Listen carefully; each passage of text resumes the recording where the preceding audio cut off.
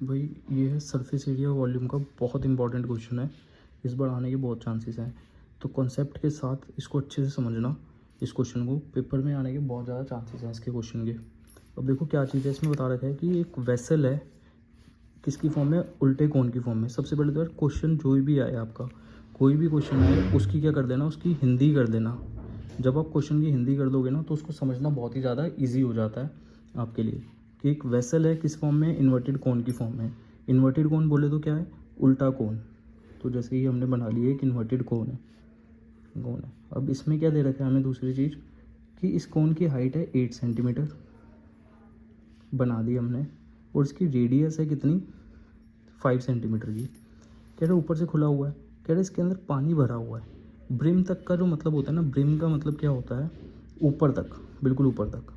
अब देखो कोई भी चीज़ है, अगर किसी ग्लास में, किसी भी चीज़ में अगर पानी ऊपर तक भरा हुआ है तो इसका मतलब क्या है कि अगर हम उसमें कोई भी चीज़ डालेंगे तो पानी बाहर आएगा। अब हमने बचपन में आर्किमिडीज प्रिंसिपल पढ़ा था सबने, कौन सी क्लास में, 9th क्लास में। उसमें क्या बताते हैं वो, कि जो भी कंटेंट हम इसमें डालते हैं तो कितना पानी का लेवल राइज करता है या बाहर आएगा, वो किसके इक्वल होगा, वॉल्यूम के। जो भी बॉल्स का जो भी कंटेंट इसमें डाल रहे हैं उसके वॉल्यूम के इक्वल होता है, ना कि मास के इक्वल।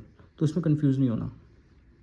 तो जैसे हमने यहाँ पे क्या डाली है, लेड शॉट्स डाले हैं। लेड शॉट्स किस फॉर्म में, स्फेयर की फॉर्म में। तो इसका मतलब कुछ ना कुछ बॉल्स डाली हमने। अब जो बॉल्स डाली हैं तो उससे क्या आएगा, पानी बाहर आएगा। पानी बाहर आ गया।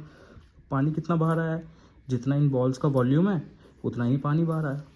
तो इसका मतलब है कि क्या हो गया, volume of water spills out. Spills out मतलब जो बाहर आया वो किसके इक्वल है, number of lead shots into में वॉल्यूम ऑफ लेड शॉट। तो अब देखो हमें पता है कि पानी कितना बाहर आया है, पानी बाहर आया है 1/4 इंटू वॉल्यूम ऑफ कोन के। और मान लेते हैं कि जो नंबर ऑफ लेड शॉट्स हैं वो है n, और वॉल्यूम ऑफ लेड शॉट क्या है, क्योंकि ये स्फेरिकल है तो स्फेयर का वॉल्यूम क्या होता है, 4/3 पाई आर क्यूब। तो यहाँ पे अब फॉर्मूला पुट कर देते हैं, 1/3 पाई। अब देखो कोन की रेडियस को हम कैपिटल आर से डिनोट कर देते हैं और उसकी हाइट को कैपिटल एच से। नंबर ऑफ लेड शॉट्स को n लिया है और वॉल्यूम ऑफ कोन क्या हो गया, 4/3 पाई छोटे आर का क्यूब, क्योंकि इसकी रेडियस को हम छोटे आर से डिनोट कर देते हैं। अलग अलग रेडियस है ना दोनों की। अब बहुत सारे बच्चे क्या करते हैं, यहाँ पे वैल्यूज़ पुट कर देते हैं, और वो कभी भी वैल्यूज़ पुट नहीं करनी है यार इसमें। पाई वगैरह की वैल्यूज़ पुट नहीं करनी है हमें। क्यों, क्योंकि करोगे बहुत लंबा क्वेश्चन जाएगा, गलती हो जाएगी।